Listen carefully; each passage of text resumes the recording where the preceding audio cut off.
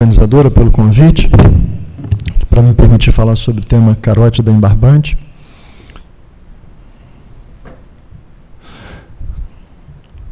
Do ponto de vista histórico, a carótida, a gente sabe que ela revolucionou o tratamento da doença aterosclerótica carotídea, já em 1951, com os primeiros trabalhos tentando fazer ressecções, e de 53, culminando com o trabalho do Dr. De Baeck, que desenvolveu os preceitos básicos para a endarterectomia carotídea.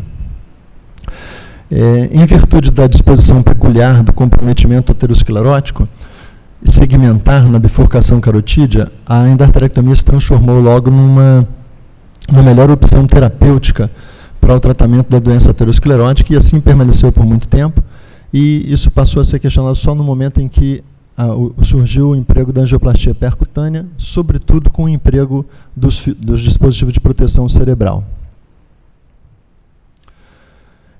Tendo em vista a grande utilização da cirurgia da endarterectomia carotídea, vários estudos foram desenvolvidos para estabelecer uma melhor indicação, e dentre esses trials se acabou definindo mais ou menos, grosseiramente, que as lesões eram tratadas quando atingiam um nível de 70% a 99% nos pacientes sintomáticos ou não. E existiam também limitações, basicamente, para a endarterectomia, que eram os chamados pescoço hostis, as placas altas, placas longas, e uma entidade que a gente ficou classificada como chamado string sign, que a gente costuma se refere a ela como carótida embarbante, o sinônimo é de string sign, slim sign, ou então a gente usa comumente como sinônimo também as pseudoclusões ateroscleróticas da artéria carótida interna. Mas como definição,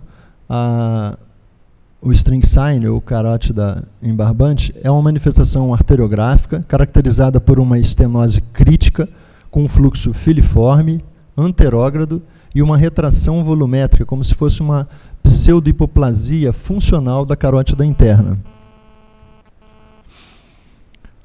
O diagnóstico, então, a carótida embarbante, na verdade, não é uma entidade fisiopatológica, e a gente, quando pensa nela, basicamente pensa na oclusão aterosclerótica, mas outras entidades, como as aqui enumeradas, têm que ser pensado quando nos deparamos com a imagem arteriográfica sugestiva de um string sign. Então, conceitualmente, o mais usual é que a gente encontre essas manifestações associadas a uma doença aterosclerótica, e a gente tem, na verdade, como se fosse uma pseudohipoplasia, uma disfuncionalização da artéria carótida, e a imagem arteriográfica que se apresenta é justamente essa, com um filete preenchido por contraste e uma apresentação de um estreitamento praticamente que não deixa passar nenhum fluxo de contraste por esses vasos.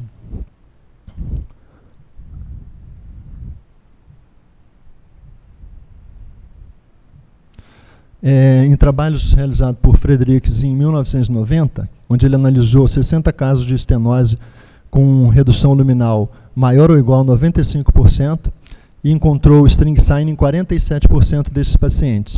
Uma constatação interessante, que me parece explicar algo que é difícil de entender, que a estenose com lumen de 1,7 milímetro encontrado nos trabalhos nas dissecções cirúrgicas não mostrava um padrão de string sign.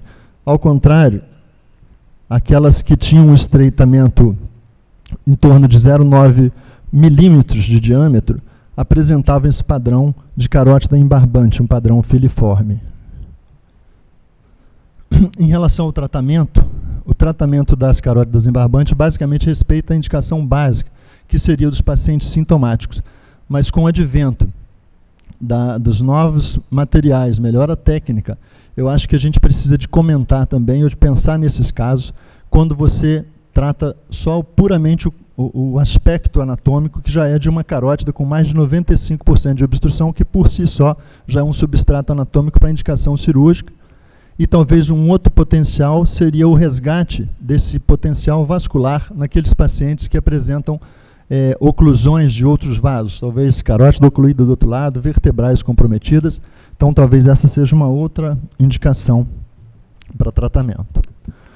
Comparativamente, em 1990, um trabalho afirmava que não houve diferença de resultados no pós-operatório nos casos com ou sem string sign, e que a presença desse não afeta de modo algum a apresentação ou êxito cirúrgico dos pacientes.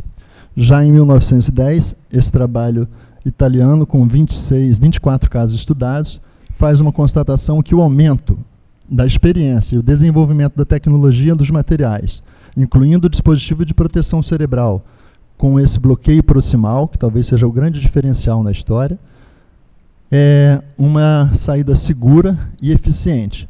Mas ele faz uma ressalva que talvez ainda os pacientes assintomáticos permaneçam com um tratamento ainda meio obscuro para essa situação.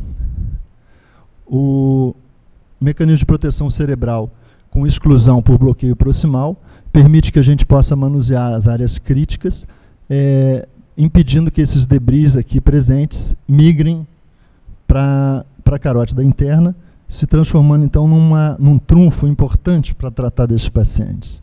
Em termos de tratamento cirúrgico, essa é uma imagem na qual a gente tem uma instalação inicial do dispositivo de proteção, no qual a gente pode ver com mais tranquilidade as lesões graves depois de excluído o fluxo pela artéria, uma lesão, um enfilete, depois da contrastação tênue dessa artéria carótida. Num passo seguinte, a gente pode observar a passagem fácil de um balão, ou um pouco menos preocupante desse balão, com a pré-dilatação por um balão pequeno.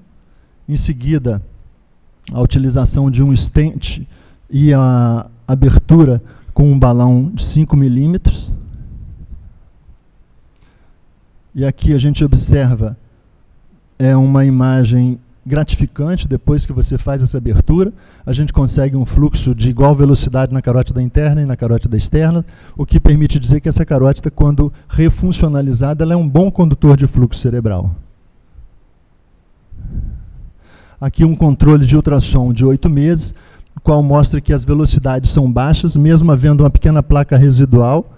E aqui uma imagem dinâmica que mostra uma passagem eficiente pela artéria carótida, sem haver comprometimento hemodinâmico 8 meses após a angioplastia.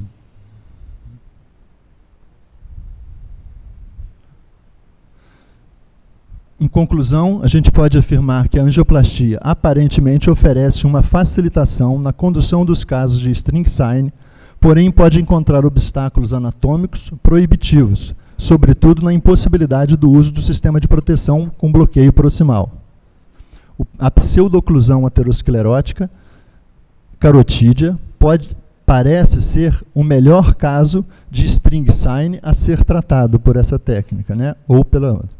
O sistema de proteção proximal oferece, no momento, a melhor opção de cruzamento das lesões pseudoclusivas, e a angioplastia é mais um elemento do arsenal vascular ao lado da endarterectomia. Obrigado.